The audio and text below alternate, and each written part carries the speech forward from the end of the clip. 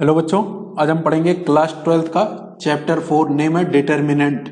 ठीक है, इसमें थर्ड एक्सरसाइज तक हम कर चुके थे। अब फोर्थ एक्सरसाइज का हमें कंप्लीट करना है। ठीक है, तो फोर्थ एक्सरसाइज का जो टॉपिक है वो क्या है, माइनर्स एंड कोफैक्टर्स। तो सिंपली मैं तुम्हें समझा दूं कि माइनर्स क्या होते हैं, कोफैक्टर्स फिर डेफिनेशन पढ़ेंगे। जैसे कोई भी डिटर्मिनेंट हो 1 2 3 4 5 6 7 8 9, तो इसमें जितने एलिमेंट हैं उतने माइनर मिलेंगे। ठीक है ना। तो अगर जैसे एलिमेंट 1 का माइनर चाहिए तो ये वाला जो एलिमेंट था वो क्या था, हम इसको डिनोट करते करते थे A11। तो इसका A11 रो भी 1 है और कॉलम भी, तो पहला रो और पहला कॉलम बंद करने के बाद, जैसे इसको और इसको बंद करने के बाद हमारे पास क्या मिला, 5 6 8 और 9, ये 2 ऑर्डर का मिल जाएगा। तो यही हमारा माइनर हुआ, इसको हम डिनोट करते हैं M11 से।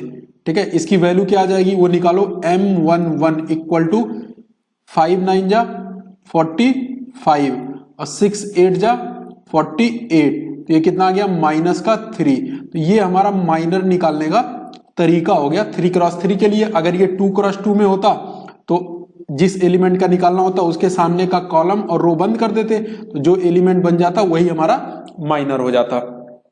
ठीक है, तो ये तो हो गया माइनर। ठीक है, एक बार इसका माइनर का पहले डेफिनेशन पढ़ लो, क्या है देखो, the minor of an element A I J, जैसे अभी हमने लिया A11, वो क्या होता है, ऑफ अ डिटर्मिनेंट, किसी भी डिटर्मिनेंट का, इज द डिटर्मिनेंट, एक नया डिटर्मिनेंट मिलेगा, कैसे, by obtain by deleting the ith row. ith row मतलब यहाँ पे क्या, फर्स्ट रो को बंद करो और jth कॉलम को बंद करो, उसके सामने वाले रो और कॉलम जिस भी एलिमेंट का चाहिए उसको बंद कर दो। उसके बाद जो बाकी एलिमेंट बने उससे एक नया डिटरमिनेंट मिलेगा जो हमें उसके माइनर की वैल्यू देगा। ठीक है, यहां पे देखो क्या दिया है कि अगर डिटर्मिनेंट ऑफ ऑर्डर 2 या 2 से ज्यादा है, 2 या 2 से ज्यादा का है, जैसे यहाँ पे 3 ऑर्डर का था तो जो उसका माइनर मिलेगा वो 2 ऑर्डर का मिलेगा। अगर ये 2 ऑर्डर का होता तो उसका माइनर किस ऑर्डर का मिलता, 1 ऑर्डर का मिलता, उससे एक लोअर मिलेगा, कम मिलेगा। तो ये तो हो गई बात माइनर की। अब कोफैक्टर क्या होते हैं, इन्हीं माइनर्स को, जैसे M11, तो यहां का जो एलिमेंट का जो साइन बताया था तुम्हें जब मैट्रिक्स पढ़ाया था, plus minus plus minus plus minus plus minus और प्लस, तो यहां का साइन क्या है, प्लस। तो यहां पे बस तुम साइन अगर लगा दोगे बाहर, इसके प्लस साइन अगर हमने लगा दिया तो प्लस ऑफ -3 क्या आ गया, -3। तो ये इसका कोफैक्टर मिलता है। कोफैक्टर को कैपिटल A से दिखाते हैं तो A11 आ जाएगा। तो यहाँ पे माइनर और कोफैक्टर दोनों सेम है। अभी कुछ क्वेश्चन करेंगे तब और ज्यादा क्लियर हो जाएगा माइनर और कोफैक्टर। डेफिनेशन रटने की जरूरत नहीं है, तुम्हें बस चीजें समझ में आनी चाहिए। ठीक है ना। तो नेक्स्ट वाला देखो, जैसे एग्जाम्पल नंबर 19, ये क्वेश्चन देखो पढ़ो, करा find the minor of element 6। तो 6 कहां पे है, यहां पे है, इसका माइनर चाहिए। तो माइनर निकालने के लिए तुम्हें बताया था इस 6 के सामने वाला रो और कॉलम दोनों बंद कर दो। इसके बाद तुम्हें क्या बचा, तो यहां पे माइनर ऑफ 6 ऐसे लिख लो एक बार, माइनर ऑफ एलिमेंट 6। तो ये एलिमेंट 6 क्या है, सेकेंड रो और थर्ड कॉलम है, तो हम इसलिए A23 लिख रहे हैं। तो सेकेंड रो थर्ड कॉलम को बंद करने के बाद हमारे पास क्या बचा, 1 2 7 और 8 बचा। इसकी वैल्यू देखो निकालो, तो 1 इंटू 8, तो 8 माइनस 7 इंटू 2 14, तो 8 माइनस 14 क्या मिला, माइनस का 6। तो ये -6 हमारा क्या हुआ, माइनर हुआ M23, मतलब 6 एलिमेंट का जो माइनर आएगा वो कितना आ गया, -6 आ गया। अब देखो अगर कोफैक्टर निकालना होता, कोफैक्टर तुम्हें क्या बताया, बस साइन इंप्लीमेंट कर दो। तो अगर इसी क्वेश्चन में कोफैक्टर निकालना होता तो यहां का जो साइन आता वो क्या आता, देखो ऐसे plus minus plus minus plus minus plus minus plus, तो यहाँ का साइन क्या आ रहा है, माइनस। तो जब माइनस से यहाँ पे मल्टीप्लाई कर देते तो ये आंसर क्या आ जाता, 6। तो यानी A23 कोफैक्टर पूछता तो माइनस ऑफ -6, तो ये क्या हो जाता, प्लस का 6 हो जाता। अब आगे आ जाओ, कोफैक्टर का डेफिनेशन पढ़ लेते हैं।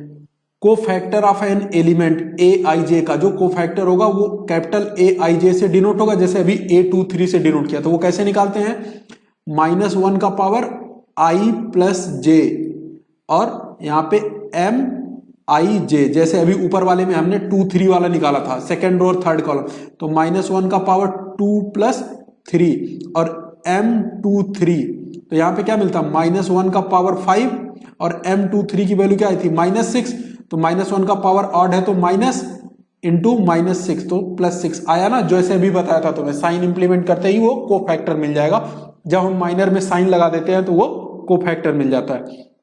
अब इस एग्जांपल नंबर 21 में देखो हमसे क्या पूछ रहा है, find the minor and cofactor of A11 and A21। तो पहले हम माइनर निकालते हैं, तो माइनर हमें किसका निकालना है, तो पहला वाला माइनर M11 लिखता हूं मैं। तो A11 का रो और कॉलम बंद करने के बाद हमें क्या मिलेगा, A22, A23, A32 and A33, तो ये तो हमें माइनर मिल गया M11, ठीक है ना।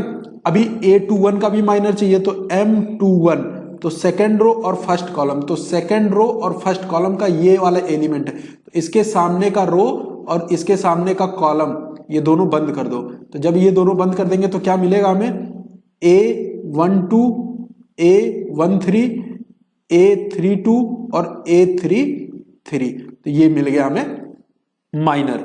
अब तुम्हें क्या चाहिए, इसका कोफैक्टर भी चाहिए, तो कोफैक्टर के लिए तुम्हें क्या बताया था, साइन इंप्लीमेंट करते हैं। देयरफॉर यहां पे देखो A11 और क्या कोफैक्टर है A21। अब सीधे सीधे यहां का देखो A11, इन दोनों को जोड़ो, 1 1 2 इवन में रहा हो तो सीधे प्लस लगा देना, प्लस लिख करके ये वाली वैल्यू एज इट इज लिख देना, M22, A23, A32 and A33, ठीक है। अब यहां पे देखो 2 + 1 3 मिल रहा है, तो 3 हमारे पास क्या होता है, ऑड नंबर, तो ऑड नंबर के लिए साइन यहां पे क्या आ जाएगा, माइनस आ जाएगा, माइनस साइन के साथ फिर एज इट इज ये लिख देना A12, A13, A32 and A33, तो ये इसका कोफैक्टर मिल गया। साइन इंप्लीमेंट करना है, कैसे तुम्हें बताया था अभी, यहां वाले का साइन क्या हो जाता प्लस और यहां वाले का साइन क्या हो जाता माइनस, इसलिए इस वाले में प्लस और इस वाले में माइनस। जैसे ही साइन इंप्लीमेंट किया हमें कोफैक्टर मिल गया, ठीक है। अब जैसे कोई डिटर्मिनेंट हमें निकालना है, जैसे इसी एग्जांपल 21 में R1 के अलॉन्ग अगर हम एक्सपेंड करते तो हम क्या लिखते प्लस, तो ये देखो -1 का पावर 2, तो ये क्या आया प्लस A11, फिर इसका माइनर, फिर माइनस, क्योंकि साइन क्या होता था प्लस माइनस प्लस ऐसे चलता था, तो ये माइनस आ गया, फिर A12 और इसका माइनर, फिर प्लस साइन A13, फिर इसका माइनर, ठीक है। तो अगर साइन के साथ हो गया तो एक तरह से क्या हो गया, ये अगर इसको और इसको एक साथ कंबाइन कर दें तो ये क्या हो गया, कोफैक्टर हो गया साइन के साथ। अब ये वाला साइन और ये वाला माइनर मिला के कोफैक्टर, और ये वाला साइन और ये वाला कोफैक्टर मिला करके कोफैक्टर। तो इसके प्लेस पे हम क्या लिख सकते हैं, A11 cofactor of small A11, ऐसे ये वाला कोफैक्टर, ये वाला कोफैक्टर। तो यानी अगर करस्पॉन्डिंग एलिमेंट का उसके करस्पॉन्डिंग कोफैक्टर से मल्टीप्लाई करके किसी भी रो या कॉलम के अलॉन्ग सम निकाल देते हैं तो हमें उस डिटर्मिनेंट की वैल्यू मिल जाती है। तो ये एक तरह से फार्मूला आ गया, जब कभी ये सेम होने चाहिए, ठीक है। A11 है तो यहाँ पे A11, A12 तो A12, अगर डिफरेंट हुआ तो आंसर 0 आता है, ठीक है। तो डिटरमिनेंट की वैल्यू क्या होगी, सम किसका, ऑफ द प्रोडक्ट, पहले मल्टीप्लाई करो किसको, एलिमेंट को, किसी भी रो या कॉलम को किसके करस्पॉन्डिंग कोफैक्टर, मतलब वो element into cofactor, element into cofactor, कोई भी एक रो या कॉलम के अलॉन्ग लेकर के उसको प्लस कर दो तो हमें डिटरमिनेंट देता है। अब यहां पे देखो नोट करके तुम्हें क्या दिखाना चाहता है कि जैसे ये दोनों जब सेम होते थे, यहां पे भी 1 1, यहां पे भी 1 1, यहां पे 1 2, तो यहां पे भी 1 2, यहां पे 1 3, तो यहां पे भी 1 3। अगर ऐसा होता था तब तो डिटरमिनेंट की वैल्यू निकलती थी, लेकिन अगर ये डिफरेंट हुआ, जैसे ये 1 1 है और ये 2 1 हो गया, ये 1 2 है और ये 2, जब ये डिफरेंट मिलेंगे तो इनकी वैल्यू हमेशा 0 आएगी। ये यहां से तुम्हें दिखाना चाहता है वो, ठीक है ना। जैसे इसकी वैल्यू निकालना है, इसको डिटरमिनेंट के फॉर्म में लिख रहा है, तो इसमें देखो A21 अगर हमें निकालना होता तो A21 कैसे निकलता, ये देखो ये कोफैक्टर है A21, कैसे, यहां पे देखो A21 कहां पे आता है, सेकंड रो, यही आता ना A21 सेकंड रो और फर्स्ट कॉलम। तो यहां पे क्या आता है A11, A12, A13, A22, A23, A31, A32 and A33। तो इसका जब तुम्हें को फैक्टर निकालना होता तो इस रो और इस कॉलम को बंद करते, तो ये चार एलिमेंट देखो A12 मिला, A13 यह भी मिला तुम्हें, A32 यह भी मिला, A33 तो यही मिलता ना, साइन के साथ लगाया तो यानी यही क्या मिला हमें, को फैक्टर मिला। तो A21 की वैल्यू है ये। इसी तरह से A22 की वैल्यू ये आएगी, A23 ये को फैक्टर है 23 का, ये मिलेगा, ये रख दिया। अब इसको ये कन्वर्ट कर रहा है डिटर्मिनेंट के फॉर्म में। तो ये देखो ये फर्स्ट एलिमेंट से पहला रो मिल गया। अब पहला रो का ये जब बंद करोगे तो ये यहाँ पे फिट होना चाहिए, तो ये यहाँ पे देखो ये पूरा एज इट इज यहाँ पे फिट हो गया। फिर ऐसे A12 इस वाले एलिमेंट को जब रो और कॉलम बंद करोगे तो यहाँ पे फिट होना चाहिए, तो ये यहाँ पे फिट हो गया। इस तरह से हमने इसको डिटर्मिनेंट के फॉर्म में कन्वर्ट कर लिया। जब हमने इसको डिटर्मिनेंट के फॉर्म में कन्वर्ट कर लिया तब क्या मिला, तो हमने देखा यहाँ पे कि दो रो, यहाँ पे देखो पहला वाला रो और दूसरा वाला रो दोनों सेम आ रहे हैं, ये रो और ये रो सेम आ रहे हैं। जब हमने पढ़ा था क्या कि दो रो आइडेंटिकल हो जाए तो वैल्यू जीरो, तो इस डिटरमिनेंट की वैल्यू जीरो मिल गई। मतलब हमें सिर्फ और सिर्फ यहां से इतना याद रखना है कि जब कभी किसी भी को फैक्टर को उनके करस्पॉन्डिंग एलिमेंट से मल्टीप्लाई करके किसी भी रो या कॉलम के अलोंग हम निकालेंगे तब तो वो डिटर्मिनेंट की वैल्यू देगा। इसके अलावा जब ये डिफरेंट मिलेगा तो आंसर हमेशा क्या होगा, जीरो। एक बार फिर से देखो, क्या याद रखना है तुम्हें, बस इतनी बात याद रखना है। अगर सेम होगा क्या, ये नंबर A21 यहां भी A21 हो, A22 तो यहां भी A22 हो, तब तो डिटर्मिनेंट की वैल्यू देगा।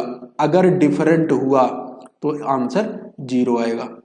क्लियर, बस इतना तुमको याद रखना है। नेक्स्ट देखो यहां पे find the minor and cofactor of the determinant. इस वाले डिटर्मिनेंट का माइनर और कोफैक्टर निकाल करके फिर ये वेरीफाई करना है। अब देखो निकालते हैं इसमें माइनर और कोफैक्टर। तो पहले A11 निकालो यहां पे, तो A11 का माइनर निकालेंगे तो M11 लिख रहा हूं मैं। M11 इस वाले पहले वाले रो और पहले वाले कॉलम को बंद करोगे तो क्या मिलेगा, 0 4 5 और माइनस का 7। तो इसको सॉल्व करो तो ये 0 इंटू -7 0, तो ये क्या मिला माइनस का 20। ऐसे M12 निकालो तो 1 2 के लिए फर्स्ट रो और सेकंड कॉलम ये बंद हो जाएगा, क्या मिलेगा 6 1 4 और माइनस का 7। तो 6 7 जा माइनस का 42 और माइनस का 4, तो माइनस का 46 मिलेगा। नेक्स्ट देखो M13 निकालोगे, M13 ये क्या मिलेगा, देखो फर्स्ट रो और थर्ड कॉलम 6 0 1 और 5, तो 6 5 जा 30 माइनस 0, तो ये क्या मिला हमें प्लस का 30 मिला। अब इसी तरह से तुम्हें M21 निकालना है। तो M21 के लिए देखो क्या आएगा, इस वाले रो और कॉलम को बंद करोगे, तो जब रो और कॉलम को बंद करोगे तो -3 5 5 और माइनस का 7, तो 7 3 जा 21 माइनस 25, क्या मिला माइनस का 4 मिला। नेक्स्ट M22 निकालो, तो M22 के लिए हमारे पास क्या मिलेगा वो देखो। तो सेकंड रो और सेकंड कॉलम को जब तुम बंद कर दोगे तो क्या मिलेगा, यहाँ पे 2 मिलेगा 5 मिलेगा 1 मिलेगा एंड माइनस का 7 मिलेगा। सॉल्व करो तो माइनस का 14 और 5 1 जा 5, तो माइनस का 19, तो ये माइनर निकल गया। M23 देखो क्या मिलेगा, M23, तो M23 सेकेंड रो और थर्ड कॉलम का एलिमेंट जब इसको बंद करोगे तो क्या मिलेगा तुम्हें, 2 -3 1 और 5। सेकेंड रो और थर्ड कॉलम को जब हम बंद करेंगे तो ये मिलेगा। अब इसकी वैल्यू क्या निकालेंगे, 2 5 जा 10 माइनस और माइनस प्लस 3 हो जाएगा, तो 10 + 3 13 मिलेगा। इसके बाद क्या होगा, M31 माइनर का थर्ड रो और फर्स्ट कॉलम का जब एलिमेंट बंद करेंगे तो क्या मिलेगा, -3 5 0 और 4, तो 4 3 जा माइनस का 12 और माइनस 0, तो क्या मिला माइनस का 12। इसी तरह से A32 निकालो, ये M लिख दो ना, माइनर है M32, तो माइनर ऑफ 32 थर्ड रो और फर्स्ट कॉलम, 32 थर्ड रो और सेकंड कॉलम, थर्ड रो और सेकंड कॉलम को जब बंद करोगे तो क्या मिलेगा तुम्हें, 2 6 5 और 4, ये 2 4 जा 8, 5 6 जा 30, तो माइनस का 22 मिला। नेक्स्ट M33, थर्ड रो और थर्ड कॉलम को जब बंद करोगे तब हमारे पास क्या मिलेगा, 2 -3 6 और 0। इसको सॉल्व करो, 2 × 0 0 और 6 3 जा 18, -18, तो ये प्लस का 18 मिल गया। तो ये तुम्हें सारे माइनर निकल गए। अब तुम्हें क्या निकालने थे, सारे माइनर के बाद तुम्हें कोफैक्टर्स निकालने थे। तो कोफैक्टर के लिए तुम्हें एकदम आसान तरीका बताया है, जब माइनर निकल जाए तो कोफैक्टर के लिए हम क्या करते हैं, साइन इंप्लीमेंट कर देंगे। तो कोफैक्टर, तो इसी के सामने मैं लिखता जा रहा हूं, तो A11 यहाँ का 1 + 1 क्या है 2, इवन नंबर है तो साइन चेंज नहीं होगा। ठीक है, इस तरह से इसका लिखो A12, तो ये ऑड नंबर है तो इसका साइन चेंज होगा 46। यहाँ पे A13, 1 और 3 जोड़ करके 4, तो 4 हमारे पास इवन नंबर है, तो इवन नंबर है तो साइन चेंज नहीं होगा। नेक्स्ट M21 के लिए क्या आएगा, A21 आएगा, तो A21 हमारे पास 2 + 1 3 ऑड नंबर है, ऑड नंबर के लिए साइन चेंज होगा, तो -4 का +4 हो जाएगा। इसी तरह से A22 इवन नंबर है, इवन नंबर के लिए साइन चेंज नहीं होगा। नेक्स्ट वाला देखो A23, तो इसके लिए 2 + 3 ऑड नंबर है तो साइन चेंज होगा। ठीक है, नेक्स्ट देखो M31 इवन नंबर मिल रहा है, तो A31 के लिए 4 इवन नंबर तो साइन चेंज नहीं होगा, जब ऑड मिल जाए तब साइन चेंज कर देना। नेक्स्ट देखो 32, तो A32 ऑड नंबर मिला, साइन चेंज होगा, तो -22 का +22। नेक्स्ट 1833 इवन नंबर है, तो A33 इवन नंबर है तो चेंज नहीं होगा। तो ये हमारे जो ब्लू कलर वाले मिले ये कोफैक्टर मिल गए और इधर हमें माइनर मिल गया। अब देखो हमें वेरीफाई क्या करना था वो पहले नोट कर लो, तो LHS ले लो। हमें वेरीफाई करना था A11 और कैपिटल A31 प्लस में A12 और कैपिटल का A32 और प्लस में A13 था और कैपिटल A के साथ 3 था। ये वेरीफाई करना था कि इसकी वैल्यू क्या आएगी, 0 आएगी, क्योंकि ये डिफरेंट है ना, तो इसलिए 0 आएगा। तो A11 की वैल्यू क्या थी, 2 × A31, कैपिटल A31 देखो यहाँ पे क्या है -12, तो इंटू -12 प्लस A12, तो A12 फर्स्ट रो और सेकंड कॉलम, इसकी वैल्यू आई है -3 इंटू A32 थर्ड रो और 2, A32 ये आया 22 प्लस A13 की वैल्यू है 5, इसको लिखो 5 इंटू कैपिटल A33 कितना है 18, इसको मल्टीप्लाई करके अब देखो सॉल्व करके क्या आ रहा है हमारे पास। तो 12 2 जा -24 और -66, 18 5 जा 90, ये देखो 66 और 4 70 20 90, -90 और +90, 0 आ गया, तो ये RHS के इक्वल आ गया और वेरीफाई हो गया। तो इस तरह से जब कभी डिफरेंट वाला मल्टीप्लाई करके ऐड करेंगे तो आंसर हमेशा क्या मिलेगा, 0 मिलेगा। नेक्स्ट क्वेश्चन देखो, using the cofactor of element of the third column का कोफैक्टर का यूज करके हमें इसको इवेल्युएट करना है। तो थर्ड कॉलम का कोफैक्टर निकालने के लिए पहले इसके माइनर निकाल लेते हैं। तो माइनर निकालेंगे तो M13, पहले इसका माइनर निकालो, तो 13 के लिए इसको बंद करेंगे तो क्या मिलेगा हमारे पास 1 1 y और z, तो ये एक्चुअल में क्या मिला z - y, ये माइनर मिला हमें। तो M23 दूसरा वाला माइनर इस वाले एलिमेंट के लिए निकालोगे तो उसके लिए क्या मिलेगा, रो और कॉलम बंद करोगे तो 1x 1z, तो ये क्या मिला हमें z - x मिला। ठीक है, नेक्स्ट देखो M33, तो ये थर्ड वाले कॉलम का माइनर हमें मिल गया।